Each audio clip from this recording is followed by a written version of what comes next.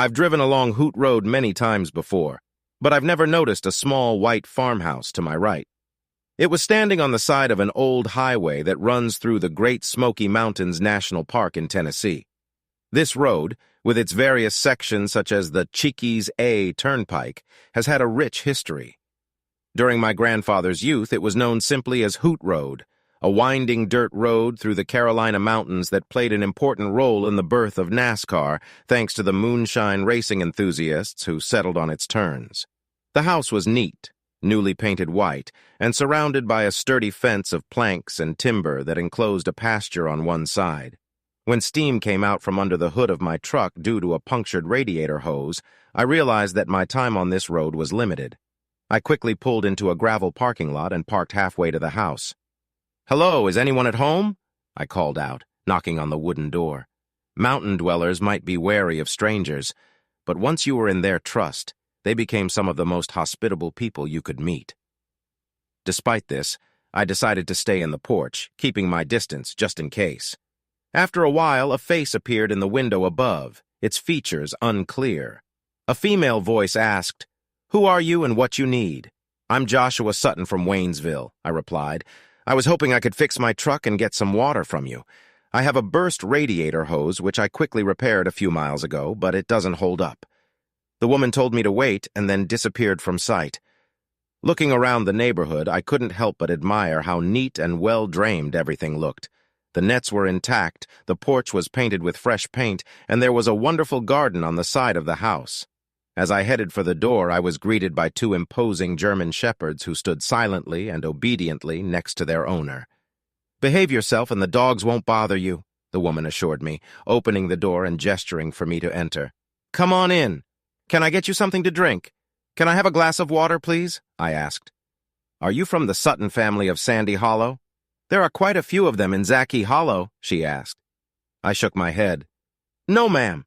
As far as I know, my ancestors are from Waynesville, and we are not related to Sandy Hollow, but I suppose anything is possible."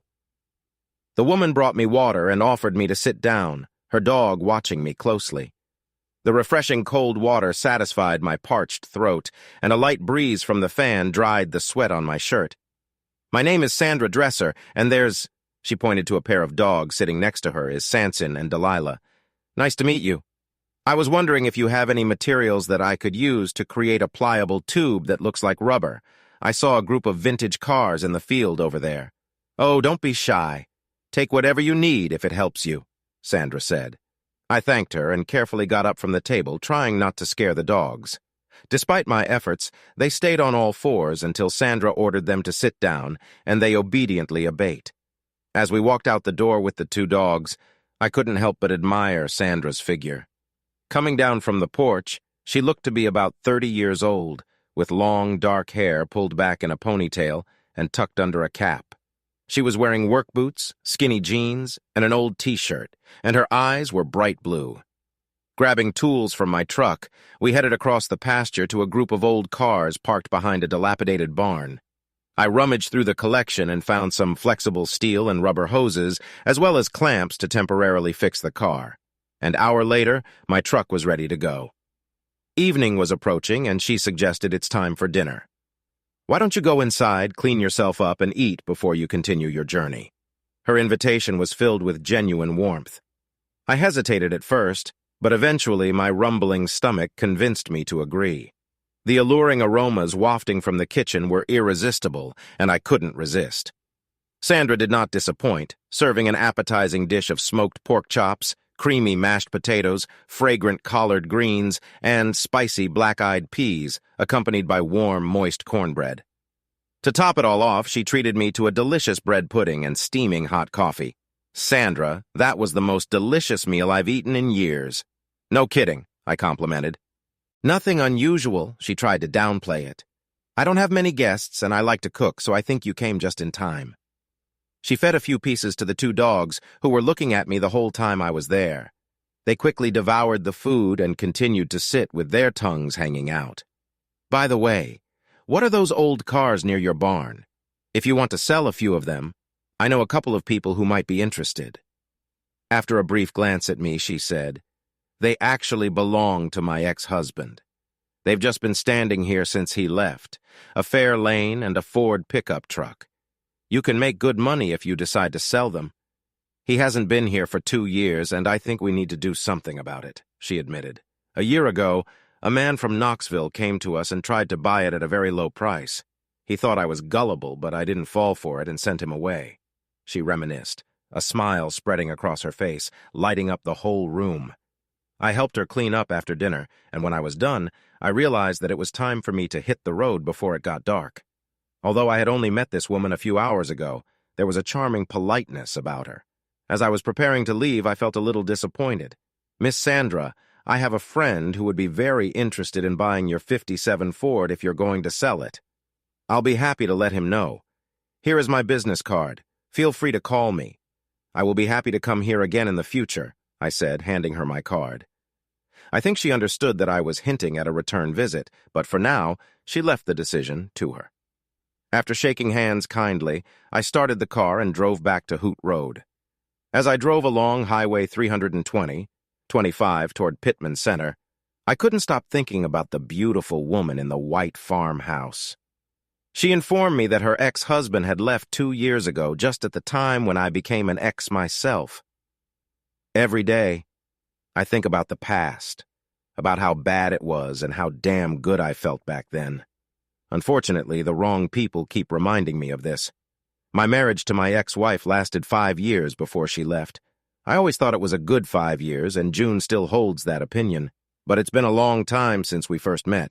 Back then, she was just a 19-year-old waitress at a diner, and I was a 23-year-old handyman who was trying to make ends meet by transporting truck parts across several counties. Despite financial difficulties, I managed to cover all my expenses. On the other hand, June could afford to pay for the car while she lived with her parents. It was at this time that I plucked up the courage and asked her out on a date, but she rejected me, saying she was already dating someone from Asheville. She didn't realize that she was just a casual fling for the drum circle statue and nothing more. When I stopped by the barbecue bar later, there was a break in their relationship. I took a chance and asked her out again, and this time she agreed. We had dinner together, had a beer, and went to the violinist show in Maggie Valley, where we had an amazing time. It was so pleasant that we repeated it several more times. All in all, it was an unforgettable time. A few months after I proposed, we tied the knot in a beautiful outdoor ceremony next to a charming old country church in Sunburst, North Carolina. A year after that, we managed to save up money and buy a gorgeous white frame house on a few acres south of town.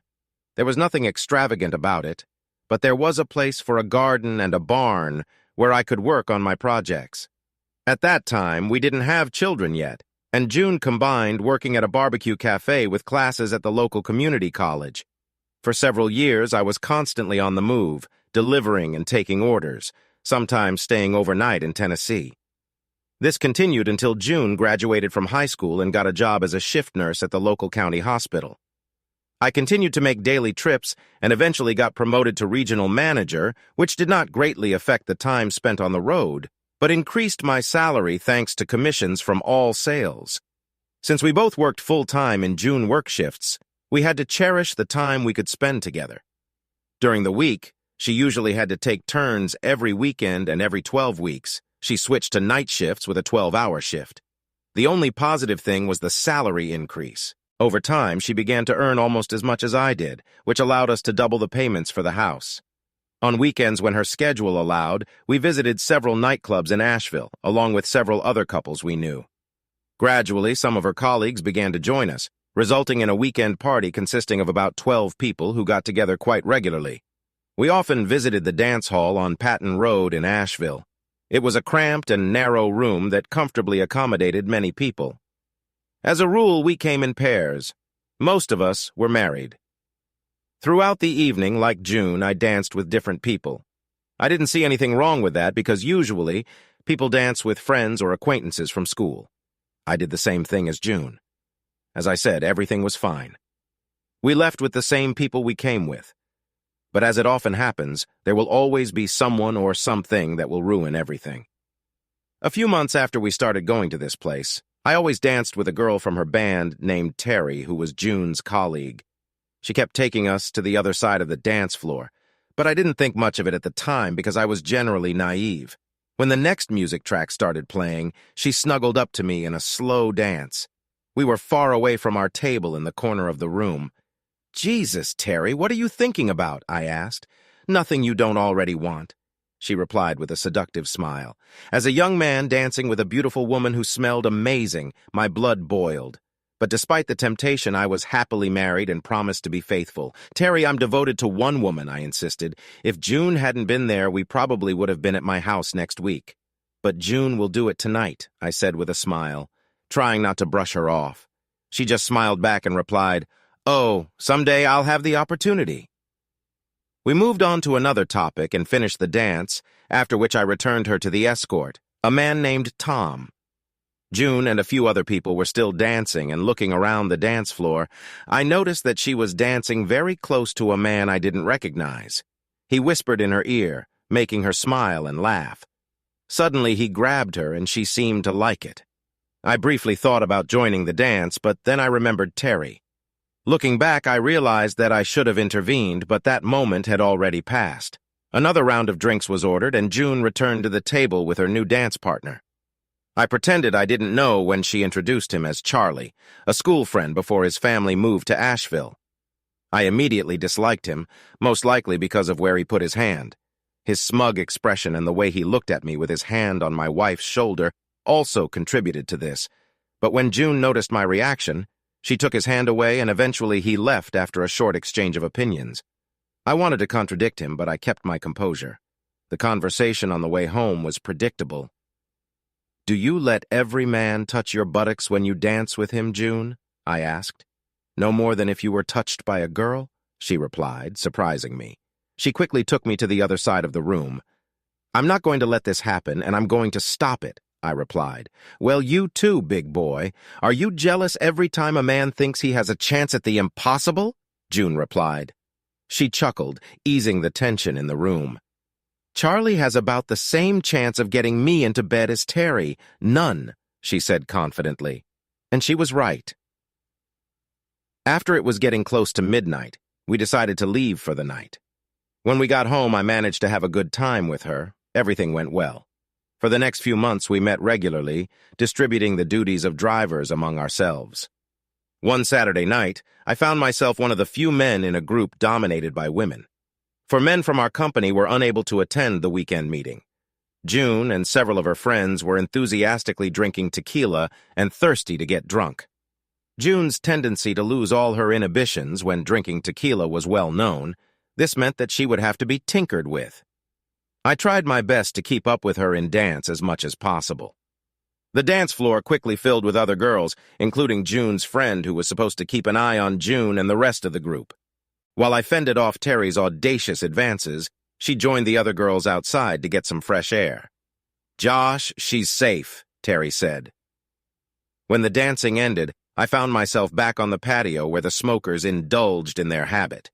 June and her friends were still laughing, so I decided to leave them alone and return to the table. Most of the party participants were on the dance floor, and I joined Terry and another girl they were talking to. They were both very drunk, and the other girl was completely drunk. "Josh, June says you have a giant in your pants," the drunk girl murmured. I burst into loud laughter when she was having trouble pronouncing the words, and Terry was just grinning stupidly. But then she accidentally said something that sobered us all up. I was the only one at the table who didn't drink too much. Drunk people find everything funny and don't have a filter. "It's not fair that she has two and we don't have one," she complained. They thought it was funny and they started giggling. But soon Terry realized the gravity of the situation. The meaning of these words became obvious to me when they burst out of the mouth of this drunk girl. Ignoring Terry's reaction, I casually asked, "Who else is such a big one?" Charlie's name slipped by before she could stop earning a disapproving look from Terry. "Oops, probably shouldn't have said that, right?" she hissed, trying to back away. After Terry's reaction, even under the influence of alcohol, Terry seemed to understand the significance of the conversation at the table. I went to the bathroom when Terry tried to intervene. "Not now, Terry," I said firmly. The comments may have had a different meaning than it seemed to me at first glance, and this left me in the dark. Two tipsy women were laughing at the fact that there were two men in my wife's life, me and a man named Charlie. It was unclear if they were hinting that she had a history with him before me during our relationship or now. Perhaps it was just the ravings of a man who had drunk too much. When closing time came, I gathered an intoxicated group of friends in the courtyard. The two of us appointed drivers, loaded everyone into two cars, and set off. When June and I arrived home at 2 o'clock in the morning, I had to drag her to bed like a sack. Sitting outside and sipping a beer, I thought about the situation. If this behavior was a one-time thing, I could put up with it, but it seems to be becoming a pattern. This is not just a one-time occurrence. The irony is that I know how she feels about me. If she had a slip-up due to excessive drinking or something like that, I would forgive it as a one-time mistake. But if it was the same Charlie as a few months ago, it would be unforgivable. Sometimes I stayed over in her place on Tuesdays and Wednesdays. June had a day off on Tuesdays, which gave her a great opportunity to do what she loved without the risk of being caught. It seems fate played a role in my marriage. On Tuesday evening, instead of staying in Seville, Tennessee, I drove back to Waynesville armed with a bag of barbecue and a few drinks. I settled down to watch the game from the upper field next to our house. When I arrived at 11 o'clock in the evening, I noticed that June's car was gone. I called her and told her I'd be home late. She replied that she planned to stay at home, watch TV, and maybe call her sister or someone else before going to bed. I was sitting in the car, leaning back with the window down. The radio was playing, the lights in the cabin were turned off. Around midnight, two pairs of headlights drove out of Waynesville and slowed down before turning into the yard. June's car stayed in its usual place, and another car parked right behind her. Unsurprisingly, it was him. He drove up, Charlie, a cheeky shoe cleaner with a cowboy hat. Everything was going on as usual. The lights came on in the bedroom, then the night lights, which we strategically placed by the bed, softly lit up. Despite the temptation to go inside, I stayed where I was, consumed with anger at her and at the whole world. If I had evil intentions, I could have resorted to drastic measures, but the thought of prison, even the local county detention center, scared me off. I stayed where I was until the lights came on at 2 o'clock in the morning. Soon, her lover appeared from the front door. He kissed her, exchanged words, and walked silently to his car while June scolded him for being silent. As I said before, if I were some kind of terrible person, Charlie would be decomposing in the ground at the moment. But I decided to start the car, turn off the headlights, and drive back to Waynesville. Over the next 2 weeks, I made several more unsuccessful attempts. As a result, I finally decided to give up when they returned home earlier than usual the following week. I took action. I crossed the street, walked up to his car, and flattened all 4 of his tires, as well as one of June's tires. When I got to the back of the house, I noticed that the nightlights were already on, and the bedroom window was open to let in cool air. Quietly entering through the back door, I turned on the video recording function on my phone and headed to the bedroom. Turning on the light, I met their surprised looks, which were truly priceless. It seems like a pretty brave thing to do. I told them both. He staggered aimlessly, not understanding what was going on around him. June was clearly shocked to be caught and sobbed uncontrollably. I gestured at the gun on my belt and ordered him to leave immediately. Hastily grabbing his clothes, he rushed past me, desperately trying to escape. When the door slammed behind him, he let out a scream. "Oh my God, my car!" he shouted, realizing that his tires were cut. Without looking back, he disappeared, never returning to the house. Josh, let me be clear. I understand that there are many excuses for the behavior of all participants, but in the end, when all is said and done, there comes a moment of realization that is shocking, June pleaded. Please be quiet and listen to everything I have to tell you, I replied. Just tell me one number. Tell me how many times it has been pleasant for you to communicate with this person. Josh, I am begging you to listen to me, she begged. Just one number. How many times? I repeated. I will ask you over and over again until you answer. Just once, I swear, she exclaimed. Thank God, I muttered, leaving the bedroom and heading to the kitchen for a cold beer. The floor creaked softly as I looked at her in a worn pink robe. After finishing my drink, I opened another one and went outside. The jerk was gone, his car with 4 flat tires glistening in the moonlight. I chuckled to myself, feeling satisfied with my manhood. A few weeks ago, I had already let out all my tears. Now it was necessary to focus on the task at hand. I took my truck out of the field and parked it behind the house, considering my next steps. I remembered the hitch and the barn, which was ideal for transporting goods. I hitched the bastard's car to the hitch and started the 5-mile drive to Waynesville. As I was driving about 1.5 miles down the road, I passed him. His car flattened off the wheels, following me on all 4 wheels. I left his car in the parking lot and drove home. When I entered the house, June was sitting at the kitchen table. "Josh, can we talk about this? Please," she asked. I looked at her and just answered, "Not today," after which I took the remaining 6 bottles and went to my office. This is a men's cave for mechanics, and I've set up a pretty decent place for myself to rest in the attic. To the soundtrack from the Mars Hotel, I finished the rest of my beer and fell asleep. The next day, I called my boss and said that I had personal problems that needed to be solved at home. I went back to the house to deal with this damn woman, June. "It's time for you to move in and live with your sister. It's your own fault for this situation," I said. To my surprise, she didn't protest. Perhaps she thought that if she called it a one-time mistake, then everything would be fine. After the two of them fixed the flat tire, her sister helped load their things into both cars before leaving.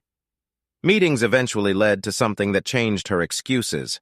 The constant excuse was that we were young and constantly making mistakes, that we could fix everything and maybe even start a family. It became inexorable. I got to the point where I only answered work-related calls. I told June to get everything she needed from home while I was at work.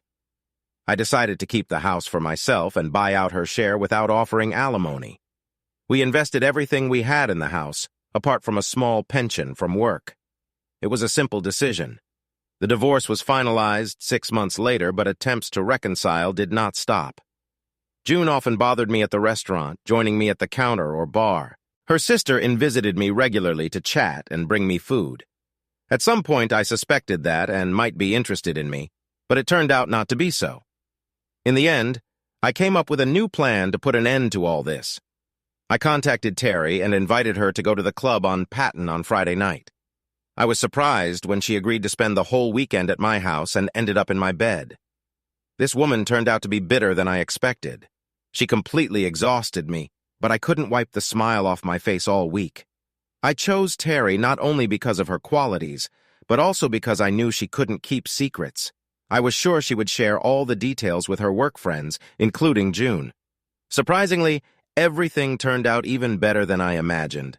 The next weekend came, and on Friday evening I decided to go to the dance hall alone. It looks like June switched to the day shift as she was there with some members of her old band and, to my surprise, with Charlie. The thought processes of women have always been a mystery to me, but I suppose this is a typical male point of view. June, her sister, her parents, and other people from the past, not counting a few women with other intentions, were making plans for our reunion, and yet she was with Charlie sitting at the bar. I leisurely enjoyed a cold beer, watching couples dancing on the dance floor. Suddenly, June and Charlie came out on the dance floor and put on a rousing performance. It seems from my entertainment. After they finished, the Crichton returned to his table and June came up to me at the bar. "It doesn't have to be like this."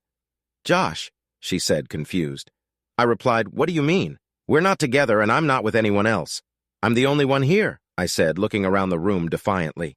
June's face began to turn red, a familiar sign that she was about to lose her temper. I quickly intervened, leaned over to her and said softly, "Listen carefully, June. I don't care that this monkey lives in your house.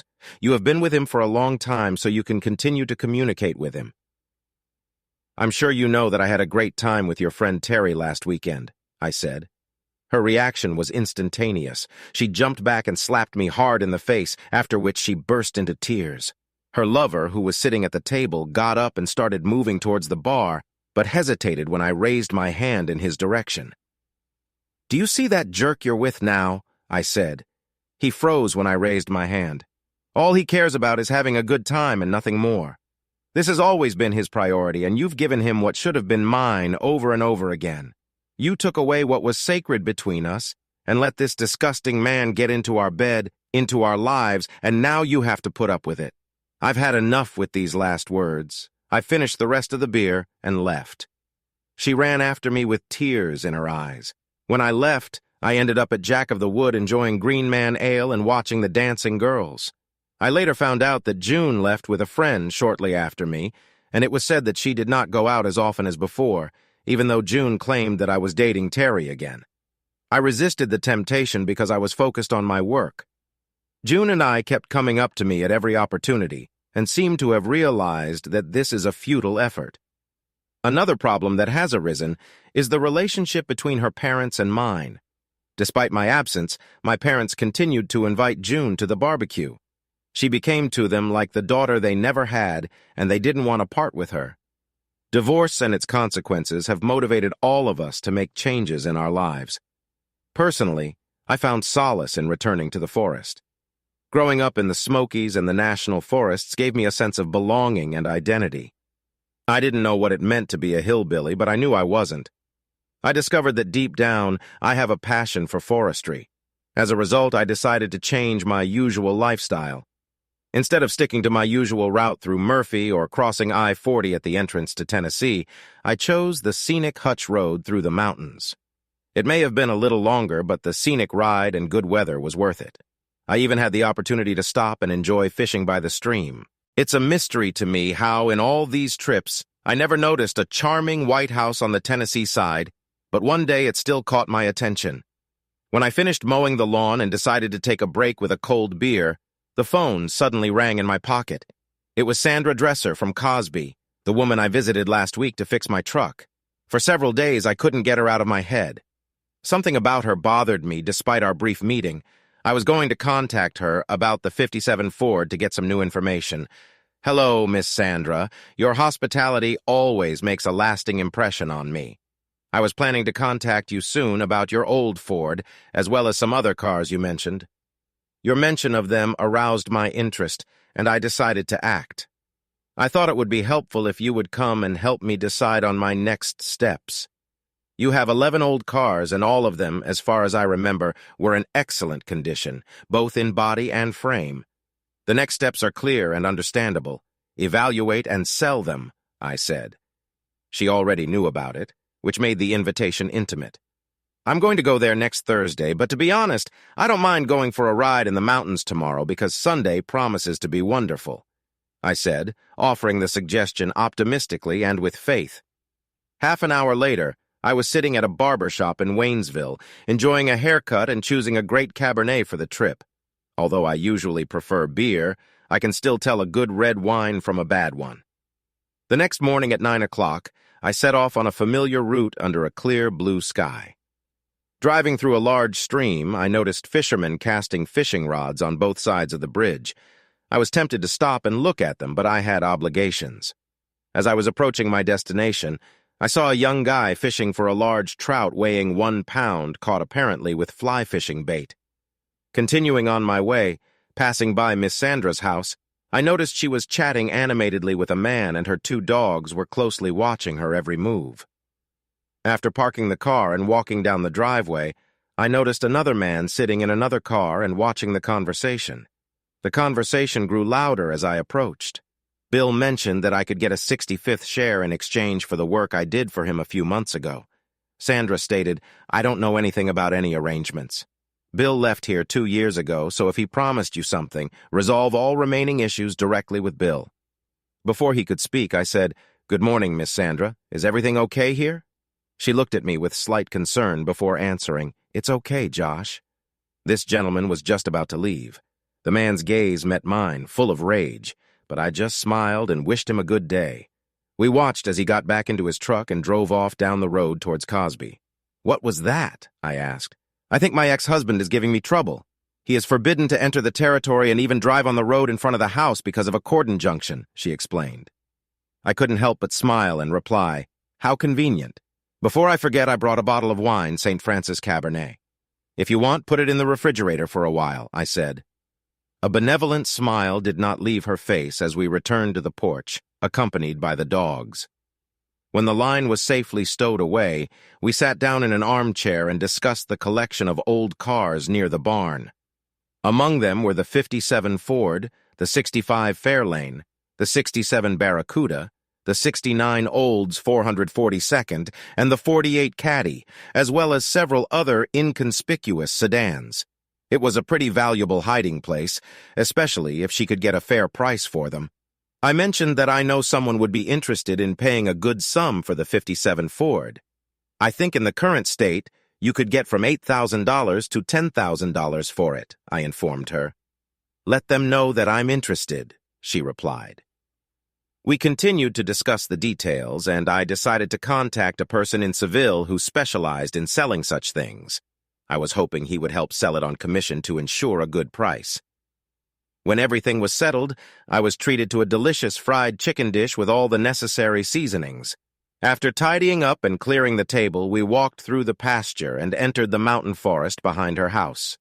The terrain was just amazing, a combination of farmland and mountains with lush greenery. We stopped next to a bubbling stream, admiring the peaceful landscape. So Josh, tell me about yourself. Are you married, single, in a relationship, divorced? Where have you been and where are you going? She asked. I was caught off guard, not knowing how to respond, and decided to be honest by telling her a simplified version of my story. I shared with her the story of how I caught June with her lover, which eventually led to the collapse of her marriage. I also told her about how she, her sister, her parents, my parents, and all our friends tried to reconcile us in an attempt to show June that I was moving on. I even mentioned dating Terry to get a reaction. I admitted that I had dated others, but nothing serious. Sandra listened with a knowing smile, showing that she, too, was experiencing a similar situation to one degree or another. Josh, let me share my story with you. I made the mistake of getting married right after graduating from high school. It turned out to be the biggest regret of my life. If I had known that after a few good years, everything would turn upside down so quickly, I would have gotten out of this situation sooner.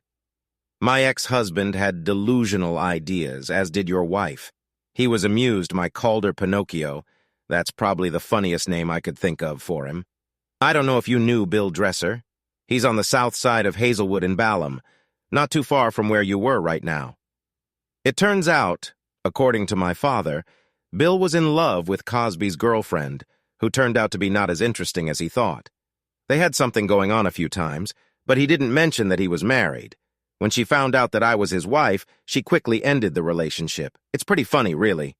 One day she came to our house while Bill was at work, apologized, and confessed everything to me. Although we've known each other since high school, we've never moved in the same social circles. Apparently, Bill was persistent and did not accept refusals. As a result, the girl went to Texas to live with her father, including because of Bill's constant harassment. What a jerk. I thought the expression jerk was appropriate. He chased her all the way to Texas. She called me to tell me about it, and then I decided to pack all his things and leave them on the porch, telling him to come and get them before they deteriorated in the rain.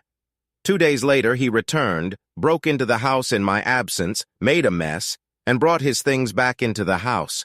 When I returned home with Sans and Indalila in the evening, I put him in a corner with both dogs cleaning up after him from the lawn.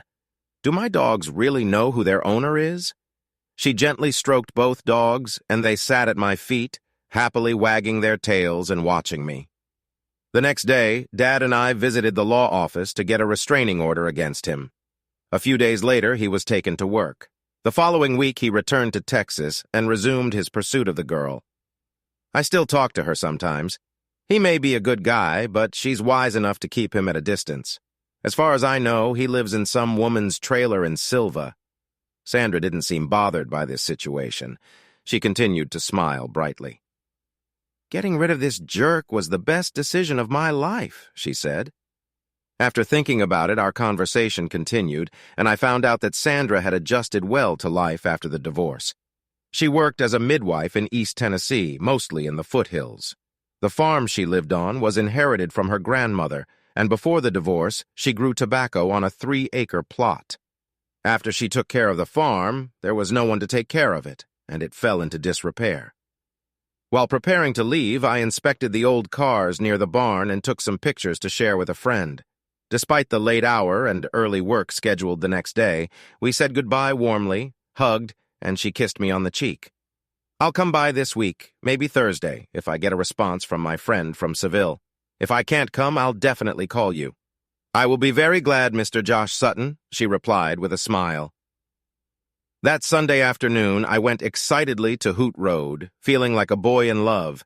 It wasn't really a date, but it was more than just a pastime. I couldn't wait for Thursday. Every Tuesday at the barbecue restaurant, there was a special promotion: fried catfish with all seasonings for $9.95, including drinks. The dish included thin strips of fish, columbines, potato salad, and the famous Carolina buns. June and I often visited this place, but this evening I decided to go alone and took a booth to enjoy a meal while reading the newspaper. I barely had time to take a bite when they entered the restaurant and, noticing me quickly and without hesitation, joined me in the booth. Mom and June took the seats across from me. I couldn't deny that June looked amazing. She looked more than fine, and she was well aware that I had noticed it. "Do you two always randomly show up when I'm sitting like this?" I asked casually. "We come here every Tuesday, Josh, you know that?" her mom replied.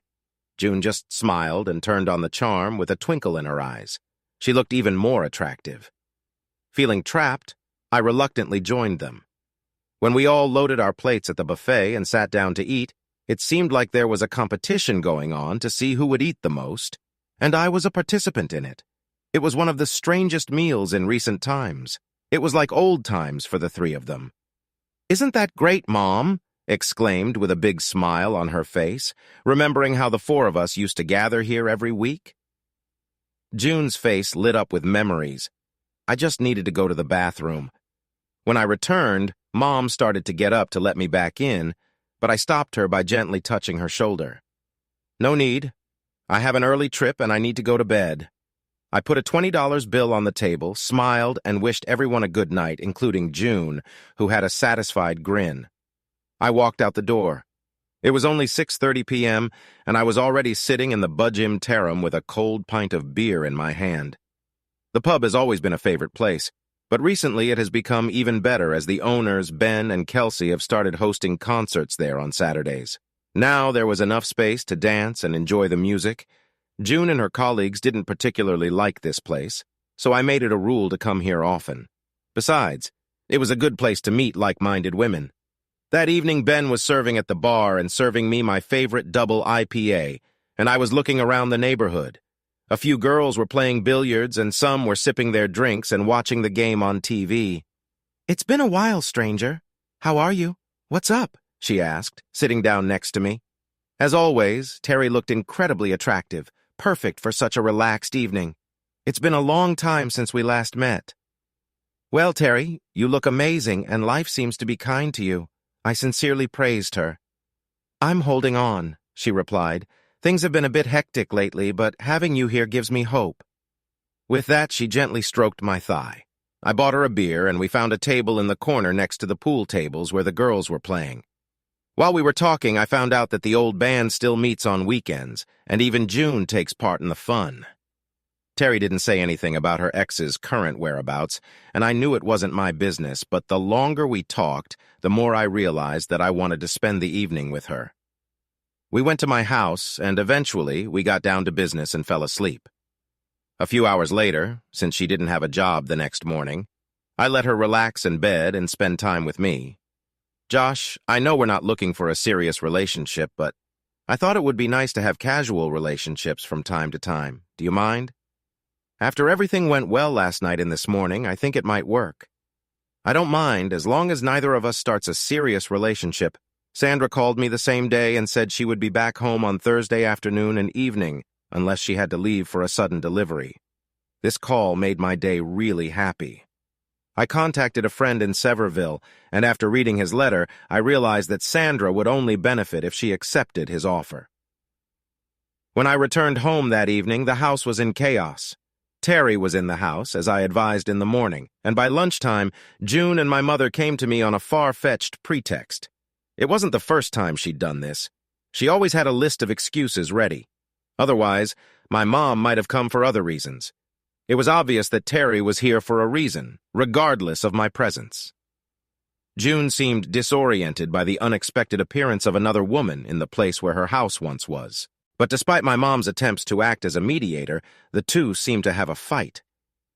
Fortunately, apart from the shoveled hair and smeared makeup, No one was seriously injured. The pot with the plant was overturned, but the physical damage was not limited to this. Half an hour later, Mom, Dad, and June drove up to the house while I was waiting for them to come in. I broke my neck. Mom spoke first. "Josh, I do not know what kind of household you run, but allowing tramps to come and go at any time is unacceptable." The father remained silent, realizing that it was better not to interfere. I looked at June and then back at Mom, looking at her questioningly. "So how old am I, Mom?"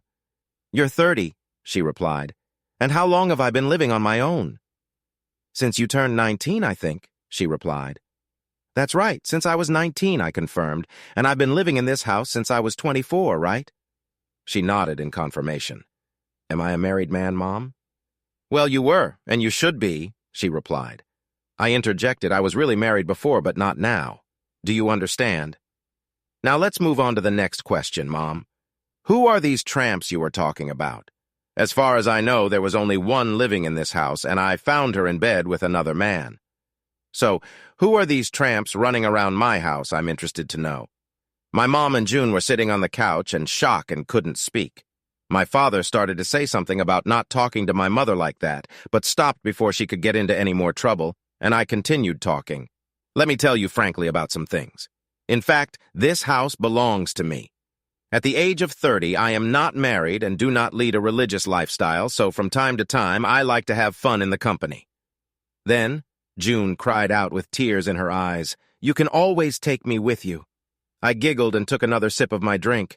I replied jokingly, "You've already been to my place once, and look how it turned out." Having set some boundaries, I firmly stated, "Okay, here's what I don't want anyone to enter my house when I'm not there. I didn't think about it before, but now everything is clear. If I can't trust you, I'll change the locks. If you don't like my guests, please don't hesitate. Come back another time and we can roast Hamleters together. But if an attractive guest appears in my bachelor apartment, imagine how awkward it would be if my parents tried to interrogate her." I grin at the three of them. "Does anyone want to have a beer? June, you too." My parents took the drinks and took the cold chicken out of the fridge.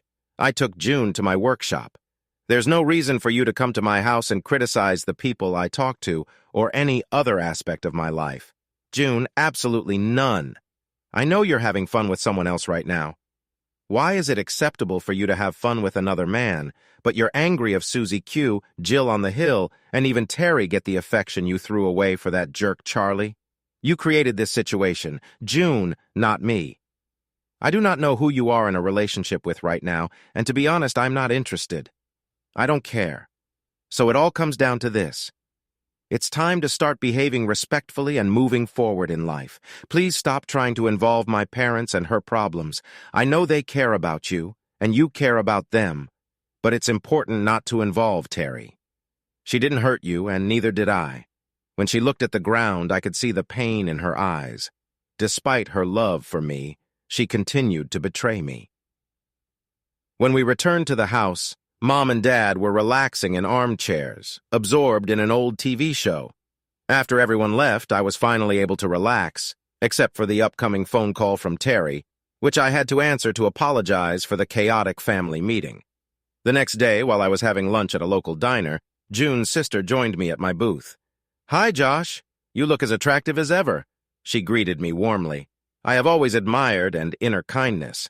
As I mentioned earlier during our conversation, June shared with me the details of the events of the previous day. I think she understood everything. "Josh, really. I'm upset about how things turn out, and you know how I feel about it. If you weren't my brother-in-law, and you always will be, I would protect you myself. I'll do my best to steer her in a different direction and see how things go, but it seems like everything you said resonated with her because she told me she plans to move on. I'm glad to hear that, and I appreciate your support. I've always had feelings for her, but I won't be able to forgive her actions. Yes, she is aware of it.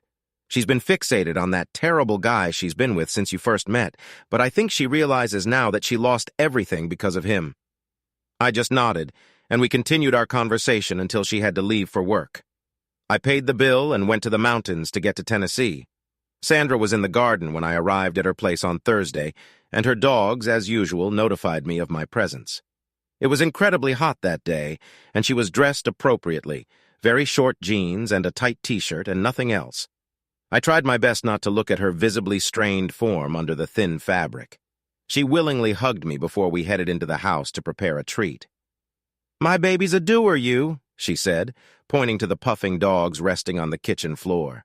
"I wish they'd told me about it themselves," I grumbled. She poured herself an iced tea and handed me a cold beer. While we were discussing the specifics of selling her car collection, time flew by quickly. My friend from Sevierville offered to put them up for auction with an 8% commission and a guarantee of $65,000 per lot. Considering the state they were in, I think it was a fair deal. Sandra agreed. Having settled all the details, we relaxed on the veranda, sipping drinks in the afternoon and sun. "Do you want to swim?" Sandra asked with a mish of a smile. "Dad widened and deepened the pool a couple of years ago, and on such a hot day it's just perfect.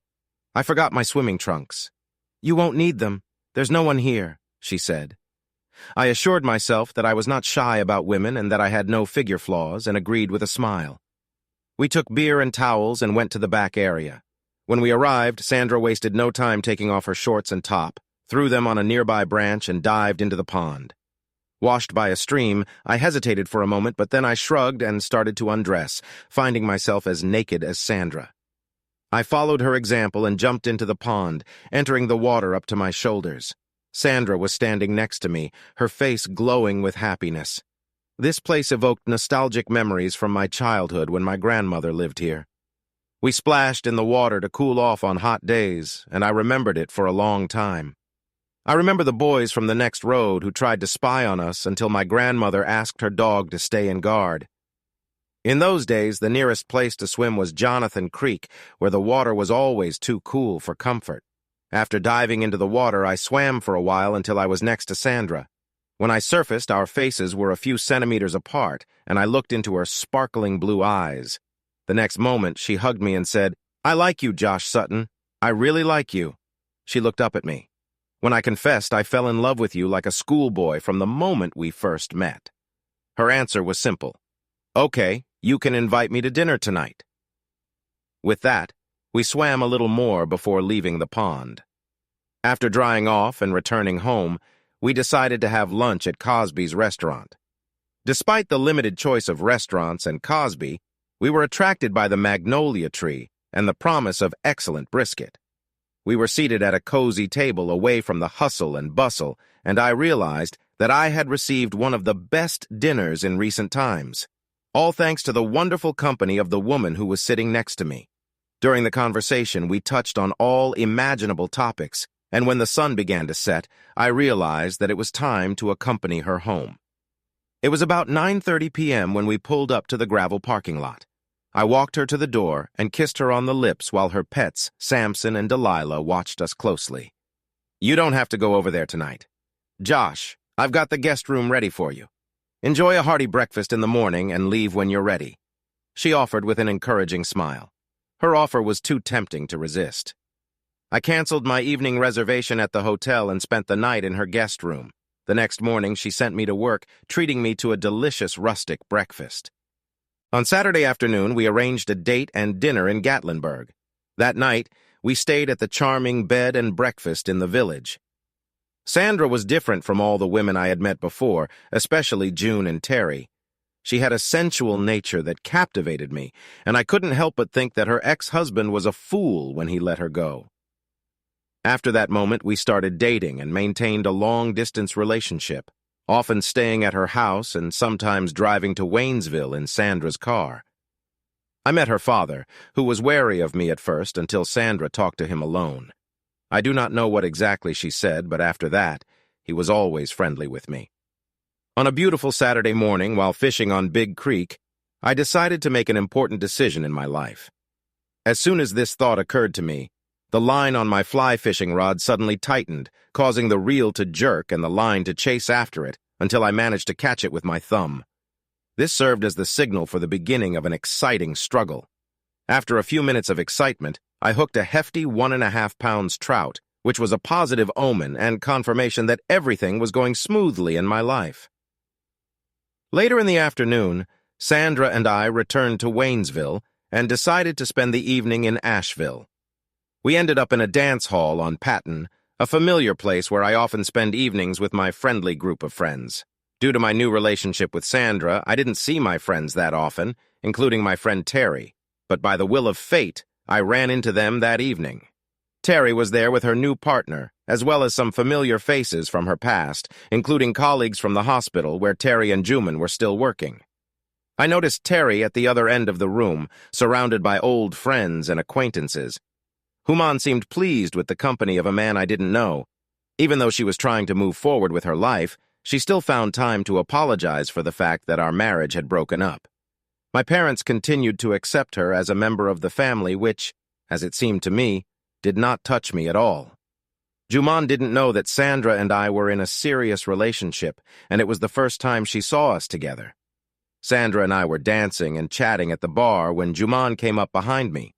"Hello, stranger," she greeted me.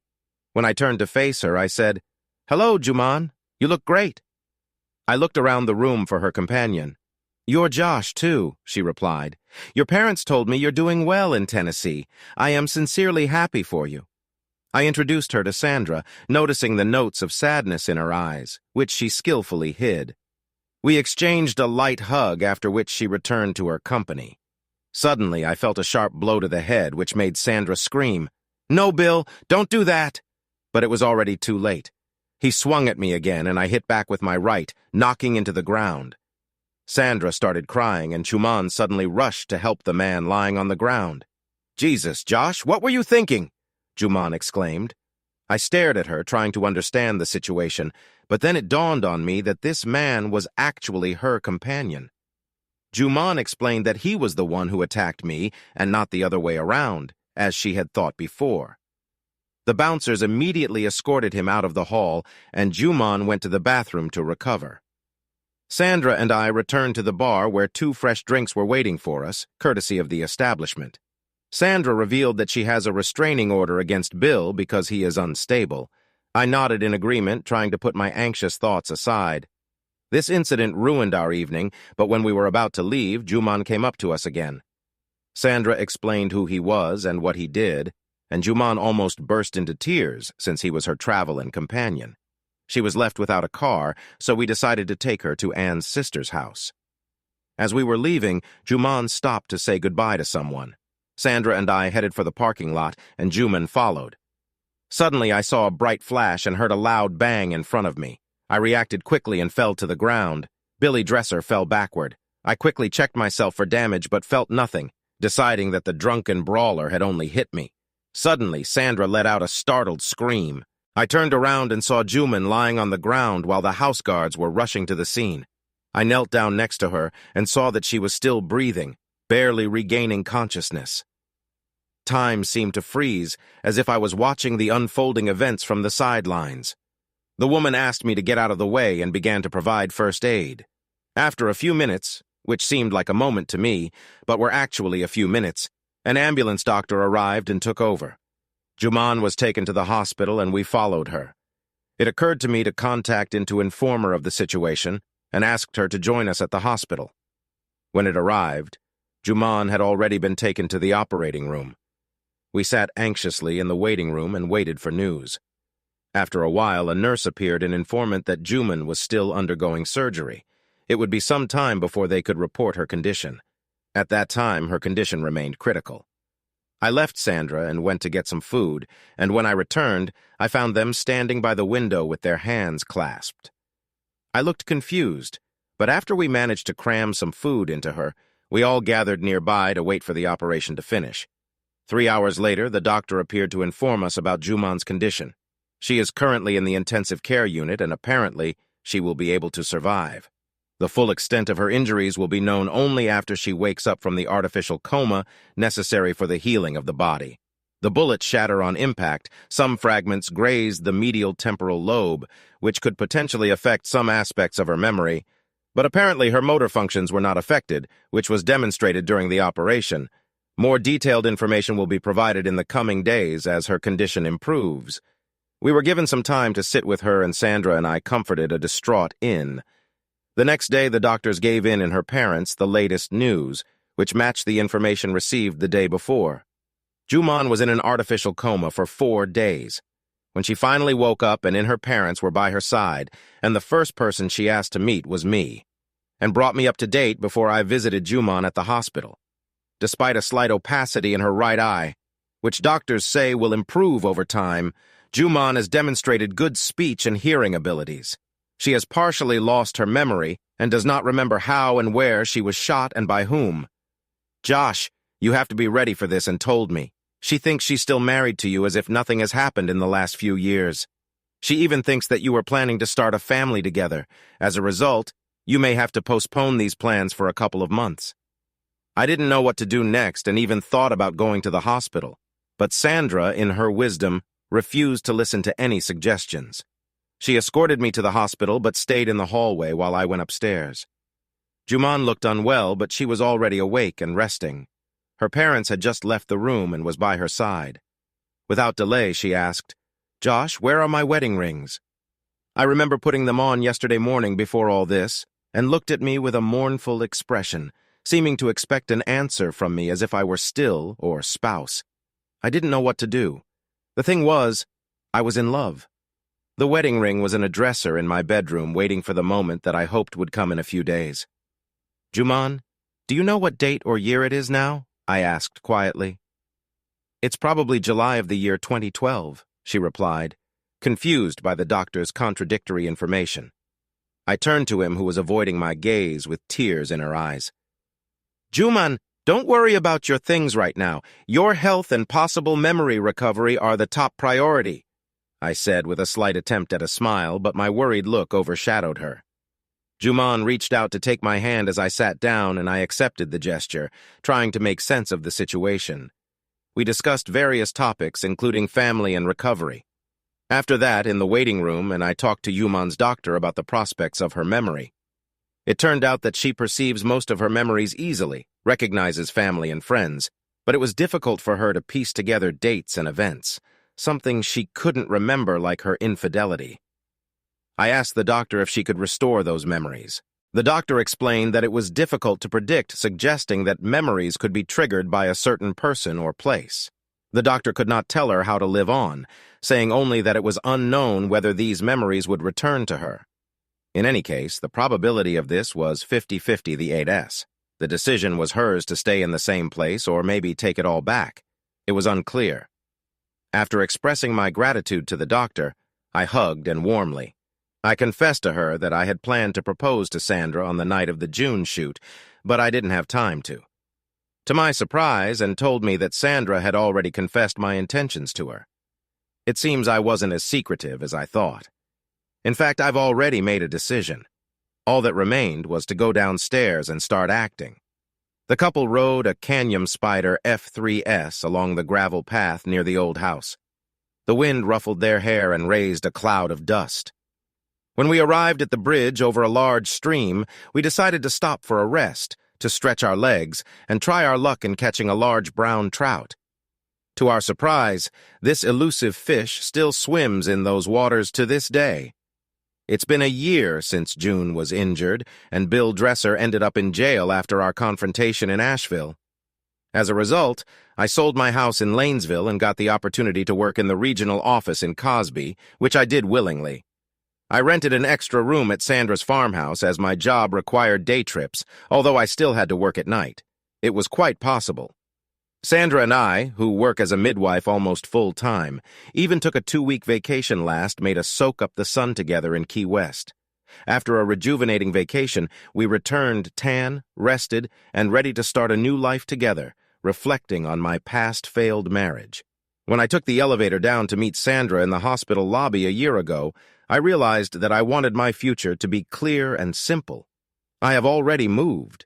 I didn't understand why I should give up my current happiness for a woman who was still a cheater in a liberty, even if she didn't remember any of it. I know people who drink too much and don't remember anything the next day, but they are still the same people, and made it easier for me. She had a heart-to-heart talk with June and did everything she could to help her remember, even enlisting my old rival Charlie. But it didn't work out. After a while, June came to terms with the truth. Although she couldn't remember it, in the end, this realization brought her great sadness. She became depressed until my guardian angel intervened. One weekday, Sandra went to Waynesville without my knowledge while I was on a business trip. It was only a few months later that she told me about it. Josh, I had to take action. Put yourself in her shoes and imagine how you would feel if your love or suddenly disappeared without explanation to marry someone else. I can't say for sure how I would react, but I suppose it would be similar to June's reaction. She knew that her husband or ex-husband was in love with another woman and intended to marry her. This news was undoubtedly going to be heartbreaking for her, and I sympathized with her pain. She acknowledged the reality of the situation and acknowledged that her own actions contributed to her current state of despair. I suggested that she make a decision, either admit the consequences of her actions or continue to live the way she lived before this turmoil began. She had a choice to move on, and she decided to do it for the sake of our friendship. When we were fishing in a large stream, 2 more canyon spiders appeared next to us. June and her partner, with whom she has been living for the last 6 months, joined us in trying to convince the big lurker to try again. Despite the betrayal, the divorce, and the difficulties associated with later life, June and I were able to come out of it all as friends. My parents have also come to terms with the situation and continue to love June, often inviting her to visit with a new partner. They've come to terms with reality, and I adore Sandra as much as I adore June. At the moment, my life is going well, and the only thing I'm worried about is how to accommodate the addition to our family in the limited space of our 2-seater canyons. Sandra informed me last night that I'm going to be a father soon. And 3 years later, after June got married, she was still unable to get pregnant. Doctors informed her that she was infertile. Apparently, she doesn't deserve to be a mother.